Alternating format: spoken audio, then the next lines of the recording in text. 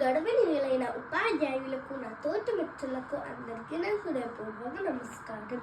నా పేరు అంజనంటేష్. నేను దేవి పాఠశాలలో 2వ తరగతిలో చదువుకుంటున్నాను. మొదటిగా అందరికీ మాతృభాష దినోత్సవ శుభాకాంక్షలు. నా మాతృభాష తెలుగు.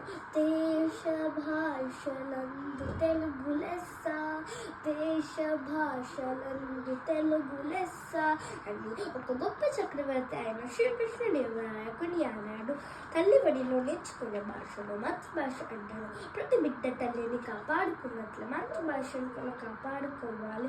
మాతృభాష కేవలం భావాలు మాత్రమే కాదు, జాతిని, సంస్కృతిని, జీవన విధానాన్ని పరిచయం చేస్తుంది.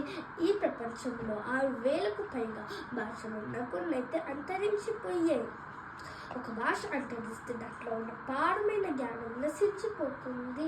యునెస్కో ఫిబ్రవరి 21న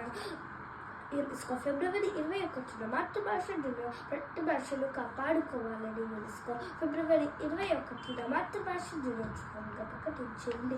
అమ్మ నాన్న పిలుపులో అనురాగం ధ్వనిస్తుంది. మమ్మీ డాడీ పిలుపులో ఆ మాధుర్యం ఎక్కడుంది? పరభాష నుండి జ్ఞానం సంపాదించాలి, కానీ మాతృభాష నుండి సంభాషించాలి. గౌరవనీయులైన ఉపాధ్యాయులకు, నా తోటి వ్యక్తులకు అందరికీ నా హృదయపూర్వక నమస్కారం.